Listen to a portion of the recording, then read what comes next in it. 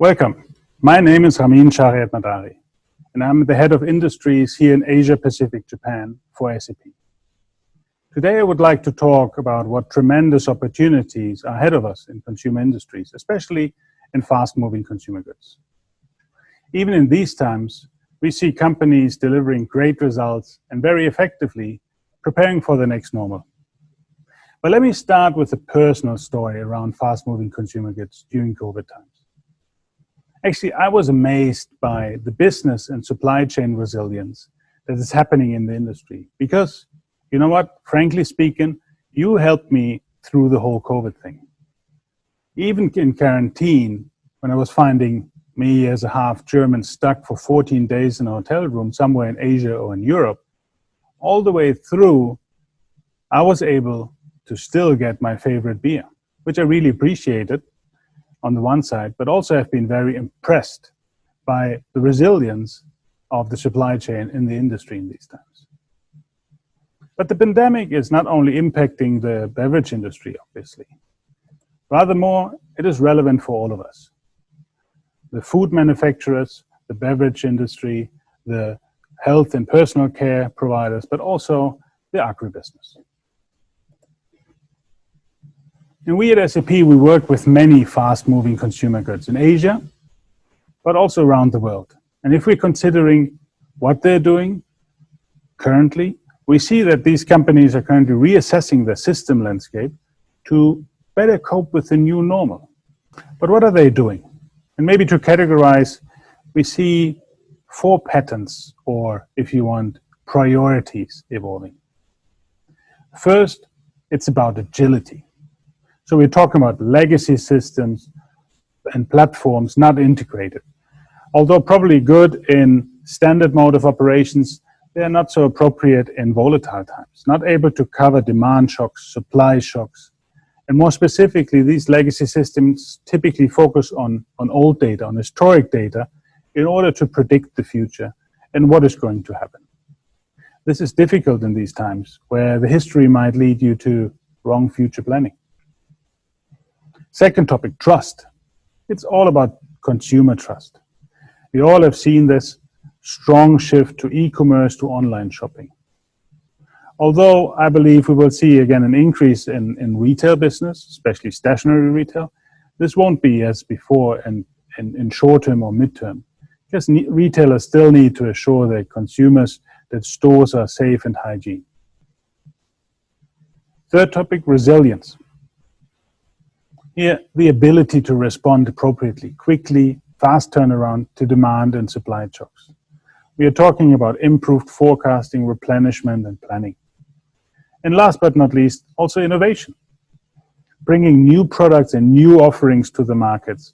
For example, an ANZ retailer brought an essentials box for elderly to avoid dangerous contacts in the stores to the market. High speed directly after the pandemic arrived. And other market players were following, but were struggling from a timing perspective. Great example for a good innovation timeline. And obviously, all these topics or initiatives or priorities, they're here to overcome the challenges that we all know.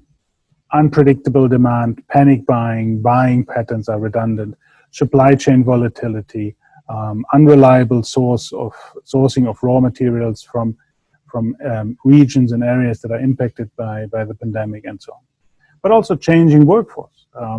Highly skilled employees are out of work, such as pilots and stewardesses are now stacking supermarket shelves, which has a long-term impact on the whole employment landscape with a shift towards contingent labor.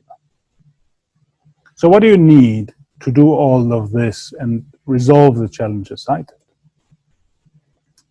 From my perspective, if you are truly going to be a company that operates effectively in this new environment, you need an infrastructure that connects your operations to your purpose.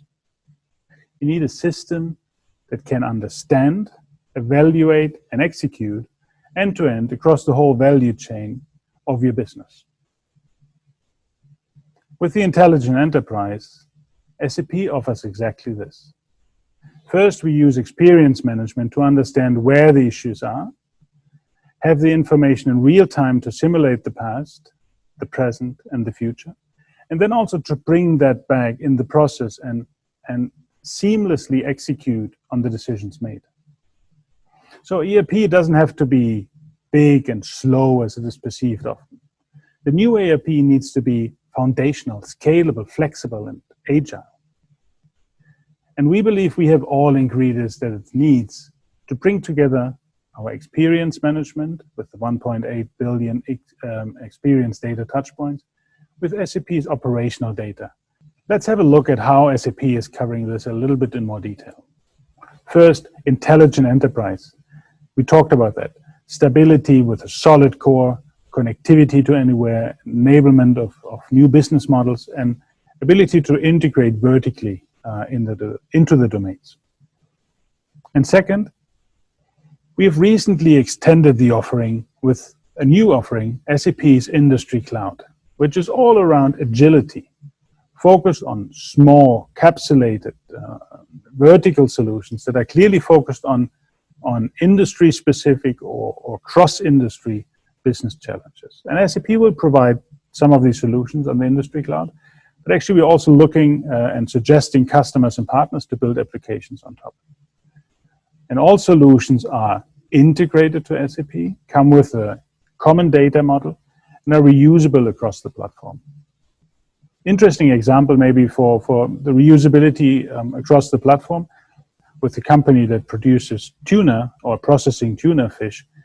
I learned that for a tin of tuna, massive amount of water is required, 13 cubic meters for the detailed person among us. So water management becomes a very integral part of that business, whether we use it for cooling or for washing the products. So if you could recycle some of that water at least and reuse it again, you could leverage savings directly out of the business. And this is, when you think about it a little bit, this is what utility companies are doing with their wastewater management solutions. So now we're working and talking with a fish production company that is looking and trying to understand how to reuse a best practice from another industry for their businesses. And this is what Industry Cloud is all about, putting solutions for industry challenges and best practices on the platform and making them reusable by anyone. And this all leads to Industry 4.0, meaning efficiency through the whole value chain of your operations. And let's have a look at what organizations have done a little bit more detailed. So first example comes from a company called Centis, which operates in consumer goods and services, making jam and fruit fillings. They're a market leader in Europe, one of the key players in Americas. And Centis, they sell via retailers, but also run a B2B model in which they deliver containers of fruity products to other CP manufacturers for further processing, such as bakery filling. And Centis experienced challenges in two areas. First, product quality. Often the fillings were not handled correctly as were subjected to unsuitable temperature and humidity, which spoiled the fruit. And second, challenge to reschedule the supply chain based on short-term changes and demand changes of their customers. So what have Centis done? Centis equipped sensors in and on the containers to get a better understanding of them. First, ensure that product quality and such as temperature or how much humidity is inside, but also to pinpoint exactly where the containers are, where the location is. And as they were using SAP, MII in this case, Manufacturing Integration and Intelligence, this information could be put to even better use. Product quality information helped transformation and tweaking of the recipes. The position information helped them transform their logistics. And lastly, simplified tracing of each container from production right through the delivery and back.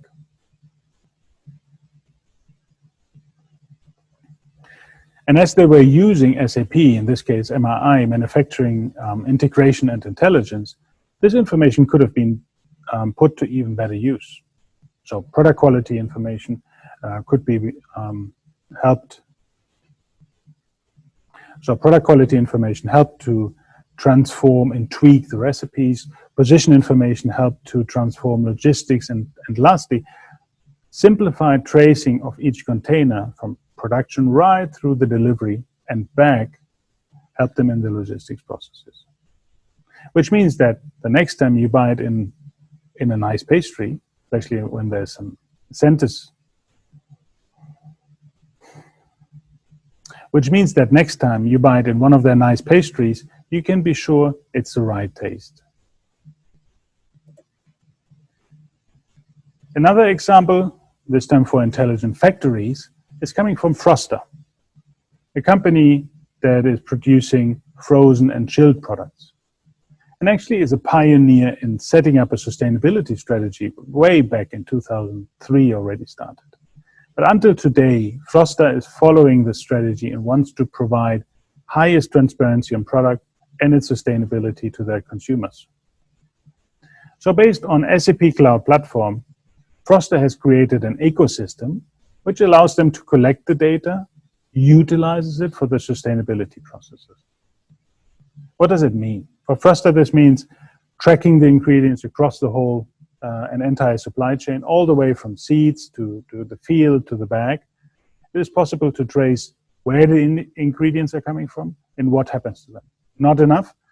Froster goes one step further and created an innovation platform that integrates two elements. The one is IoT as well as analytics technologies to make their factories more intelligent, so that Froster is able to feedback that information also into the production processes. So in future, Froster is not only wanting to further automate and optimizing the manufacturing processes with the platform, but also implement a very personal customer desire, which allows Froster to produce individual products in the future. So what do we see from all this? In essence, we see that those companies that reassess their system landscapes to operate more effectively in such an environment, they're establishing an infrastructure that connects the operations to the purpose. A system which allows them to become agile, trustful, resilient, and innovative at the same time, and which helps them to understand, evaluate, and execute across the whole operation. And for those who are ready for the new normal, we are obviously here to help. If you don't know how or what to do immediately, I got 3 initial suggestions for you. For example, just by scanning the QR code, to find out which tools help you to move forward. And the best, there's also lots of free stuff, by the way. But for instance, we have opened access to SAP Ariba Discovery so that any buyer can post immediate sourcing needs, and any supplier can respond to show that they can deliver. Free to post, free to respond, open to everyone. And second, if you're keen to understand what would it actually mean to work on getting ready for the next normal, we are happy to collaborate on a value analysis, which includes internal and external information on where, why, and how much you can improve. Just scan the QR code. Or if you want to meet, get inspired, and experience firsthand how technology can support you, please make sure you stop by in one of our experience centers, either physically here in Singapore, Bangalore, Tokyo, or other locations in Asia, as well as around the world. And of course, also virtually if you want to. Our colleagues are more than happy to take you through the exhibitions, which illustrate much more great examples as today. With this, let me thank you for your time. Wish you a constructive and insightful ITAB. In case of any questions, please let me know either in the chat or separately. Thank you very much.